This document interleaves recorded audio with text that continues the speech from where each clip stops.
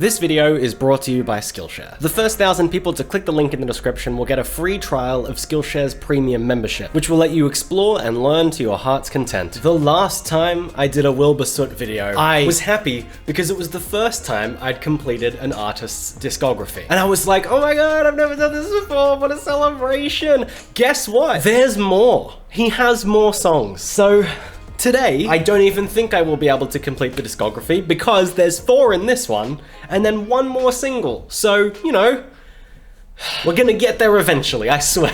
It's fine, I just don't want to feel like I'm milking the WILBUR SOOT thing, because I genuinely was stoked about finishing the discography, but then it turns out I didn't, and now I can. So this is like a mini EP called Maybe I Was Boring. As he describes on Bandcamp, it's a bunch of songs that weren't good enough or didn't fit the vibe of his EP. So let's go. I don't know what this was.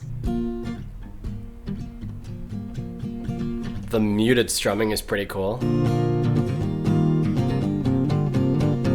Damn, moving your fingers that quick is pretty impressive.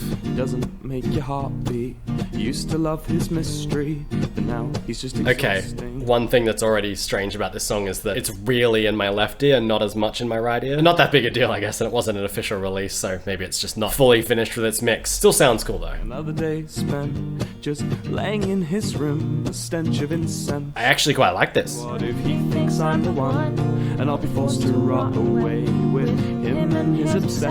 Does he use like the same backing vocalists every time? The amount of fucking love hearts I finish a text message with.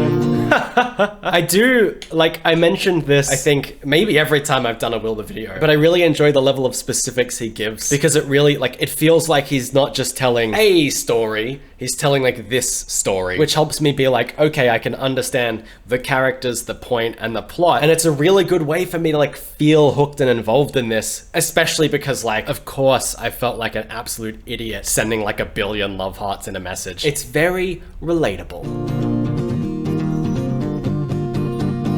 Is he changing chords there? I can't really tell. It might just be like a hammer-on. And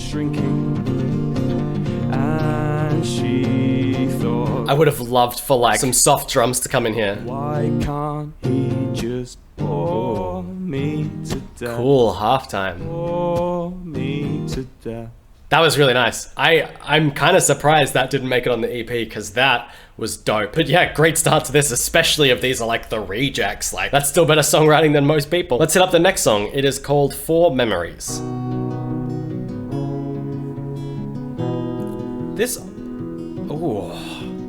In my last video on WILBUR, you guys taught me the phrase hammer-ons. It's weird because as soon as someone said hammer-ons, I was like, of course! Because I remember from playing Guitar Hero when I was a kid. I love that he incorporates them into his songs so often. They sound so cool and really work in his acoustic setting. We all move on.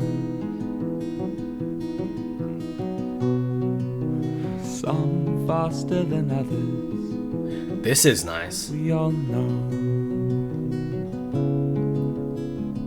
This reminds me so much of one of my favorite bands in the world, the Mountain Goats. Bath late in the evening, building up sorrow. It's also like, yeah, very soulful and sad. But I can't say that I wasted my time, 'cause I'm built by you. Oh, that's so gorgeous. I can't say that it is over, 'cause that wouldn't be true.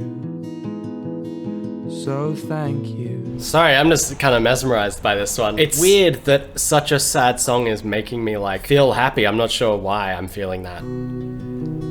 We both remember. The flow to both the guitar and the vocals is really nice. And I can't say that I wasted my time. I like the like thicker strumming change coming towards like the last third of the song, so it's a good change up to keep people engaged. So thank you. This is gorgeous and I love it.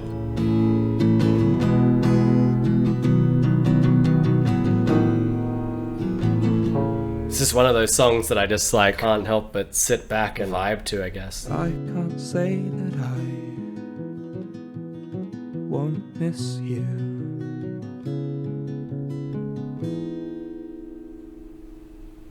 Gorgeous. I think he just has such a way with words that I cannot listen to a Wilbur Soot song and not feel some sort of emotion. And that is like a talent, man. Because I guess most songs, even if I like them, their construction, or I just find them fun, I don't necessarily like feel anything from them. But Wilbur, like without fail, makes me feel something. I just want to take a second to talk to you about today's sponsor, and that is Skillshare. Skillshare is an online learning community with thousands of different classes across so many topics, all designed for curious and creative people. I've actually genuinely used Skillshare before, completely unrelated to the content of this channel, but a couple of years ago I started learning some coding on Skillshare. However, there are a lot of things that I'm sure you would be interested in, whether you want to learn an instrument like guitar or piano, or learn how to run a YouTube channel effectively, or my favorite, learn music production. You can find all of that on Skillshare. Personally, there is a class that I'm excited to take, which is all about audio mixing on the go. In this one, the DJ King Arthur even goes into like talking about how to make frequencies match within a song, which like if you're recording your own songs is an amazing way to make sure the vocals stay in the track and don't just sound like you've slapped them on a beat. It's a platform that's made specifically for learning, which means there are no ads. There are constantly new premium classes being launched, so that means you can easily stay focused and pick up new skills however you want. And it's so cheap. For example, if you have an annual subscription, it is less than $10 a month. And like I said at the start of this video, the first 1,000 people to click the link in the description will get a free trial of Skillshare Premium. So make sure to go do that. All right, so the next one is called White Wine in a Wetherspoons.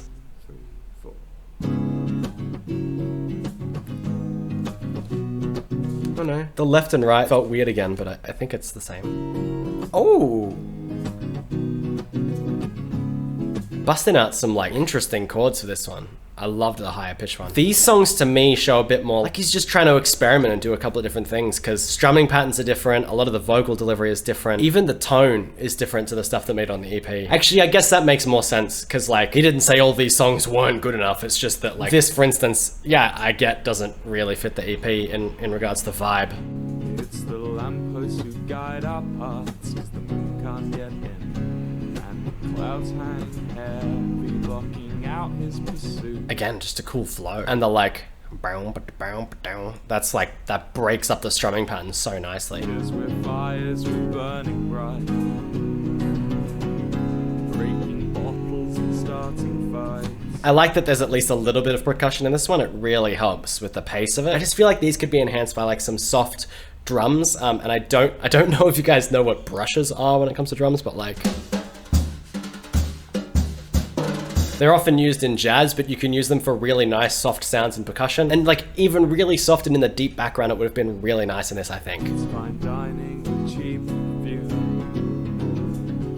It's country walks down the motorway. Out of all of these ones, this is the one I find the saddest so far. Why does Wilbur's happy sound sad and sad sound happy to me? Am I just getting my wires crossed here? Fine dining with cheap view. Closed due to workers' strike. God knows how I'll get home tonight.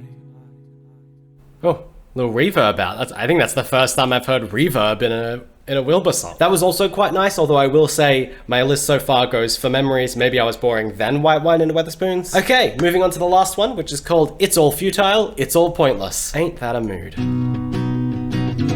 Well, that's certainly some fuller guitar. Just gonna turn that down a little. More fast-paced, cool. Took a geography course to learn the date lines and maybe use a sextant. God, some of the lines this guy comes up with, I swear. I don't miss you. I miss the thought of what we were. That's really interesting. Like, there's a line actually in a TV show I've been watching recently, which is like, you don't miss me, you miss who you were when you were with me. And that feels like a very similar sentiment in that it's like, it's possible to like miss what you had with someone without missing the person themselves. It's interesting when you analyze things in society and the world, how arbitrary, weird, and pointless everything seems. And I think it's totally reasonable and understandable if your reaction is like, oh my god, what's the point of everything? Nothing has no point, I'm not gonna do anything. But personally, my reaction to that is that it's actually like somewhat freeing, and that I'm like, oh, well, like nothing really matters. So like, if all the good stuff is pointless, so is all the bad stuff. What was your thought when you realized you'll never feel naive love again? Was it pain or was it sickness? Were you proud of who you'd been? Wow. The other 3 songs I was like, oh, you know, they're really nice and emotional, but like, it's okay. This is one of the ones that makes me be like, hey, Wilbur, you alright?